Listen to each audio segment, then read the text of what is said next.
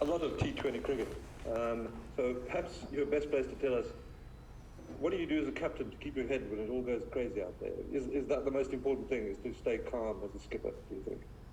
Yeah, I mean, I've captained a few times in my career so far, and what I have learned, things do get a little bit crazy and frantic out there, but it's just about having your clear plans along with trying to stay as calm as possible. So, yeah, going to already done a bit of prep and be nice and prepared for tomorrow leading into the next couple games. Thanks, Telford. So here. How's it, David? In this year, you guys had a couple of injuries at the top of the order. Timbers again, he's not here again. You only have 5 games left before the World Cup. How much can you put into place when key players aren't available? How do you plan around it? Yeah, it does become quite challenging, if there are injuries and stuff like that, but it's part of the game. And, for the last year and a half, we've got together a squad that we're pretty comfortable with at the moment. With Temba not being here, it doesn't really help, but it allows us to see other players around the country and, just have a good look at them leading into the World Cup. Thanks, Heinz. Then for those. Hi David, hope you're well. Former Cold Packs in the setup aren't necessarily a new thing anymore. You guys pretty much welcomed them back. Is it nice to have a guy who scored in excess of 630 runs, back in harness, and how's RILEE, settled in? Yeah, it's great to have RILEE back. Started my career with him. We welcome him, all the way, and we're right behind him. He's got a serious record himself. He's been around the world. He's played in different leagues around the world, and got immense experience being here for a couple of years in the UK.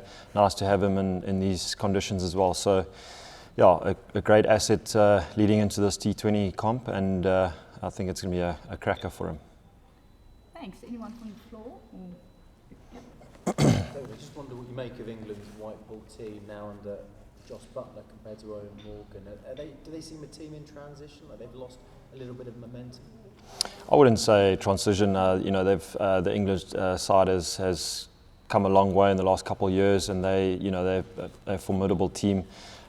Josh, has played a lot under Owen Morgan. Got great experience. He's travelled around the world, plays IPL. Done extremely well on international circuit. So I think they are a serious team, but to counter that, we've got a serious team as well. So I think it's going to be a good series. Do you envisage them being one of the contenders for the World Cup in Australia in a few months, one of your rivals for that title, or do you think maybe they're not one of the favourites given the conditions as well?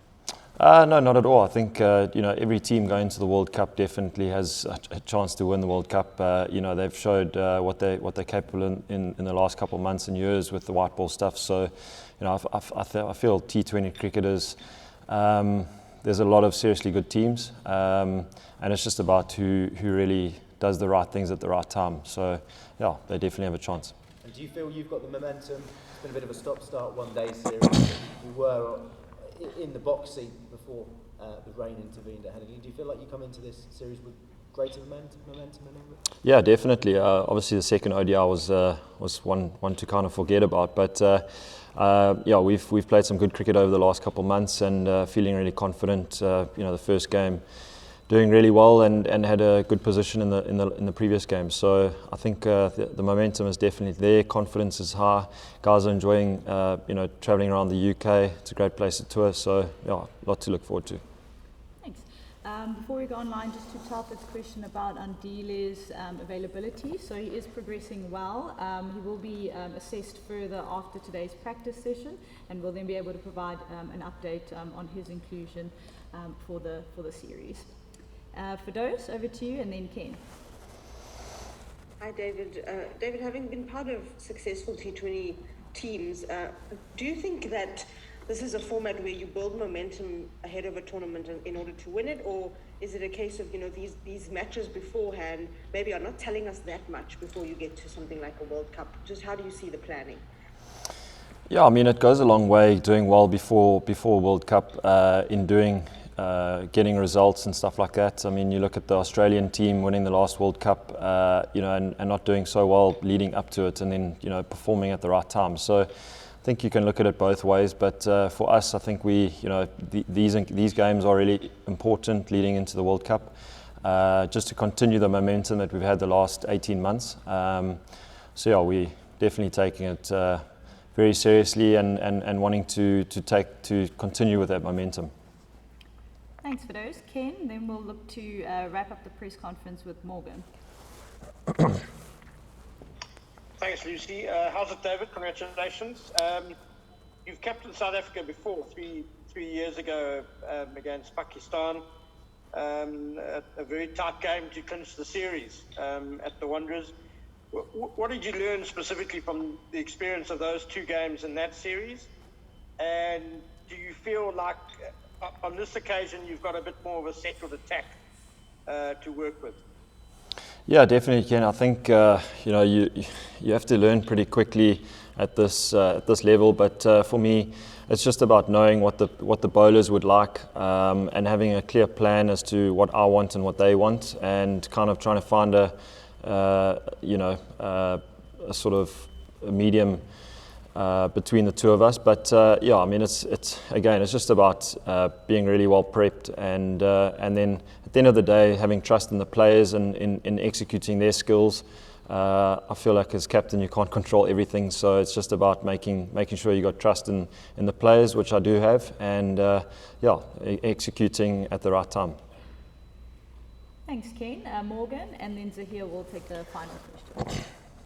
Thanks, Lucy. Hi, David. A question was asked about RILEE's return just now, and I just wanted to find out, obviously he's one of the senior or more experienced statesmen in the team.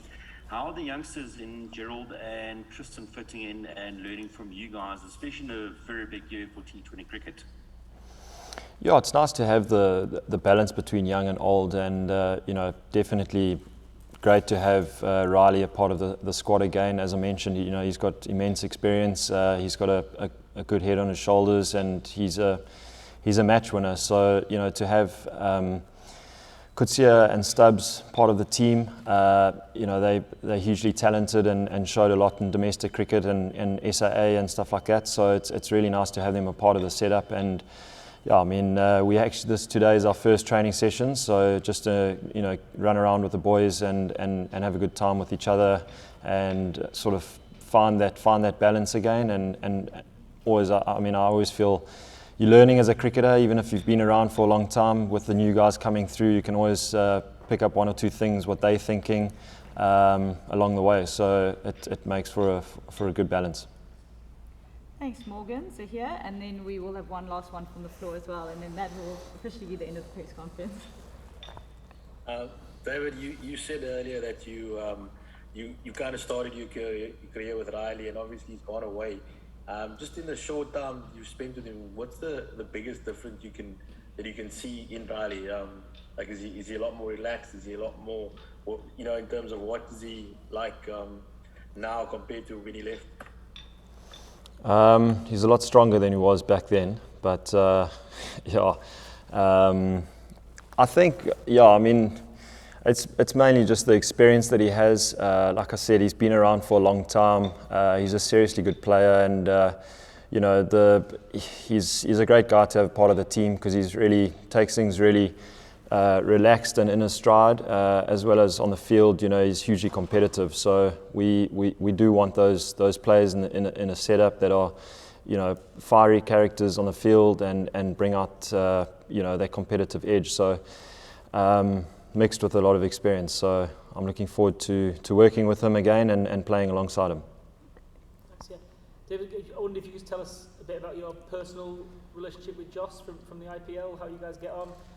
And also, in the IPL just gone, he was obviously in an excellent form, and I wonder just about the little, perhaps the wee dip in his form, how you might wonder about the captaincy affecting your freedom as a player as well, maybe something he's struggling with also. Yeah, I've played against Joss for many years, but to have met him in the IPL, and that's the beauty of it, is you get to meet all the players around the world, and we do get on really well. He's a great guy off the field, very level-headed, and you know, he adds a lot of stability to the side, obviously being his captain as well. So yeah, I'm looking forward to playing against him again, and hopefully we come out on top. Great, thank you very much.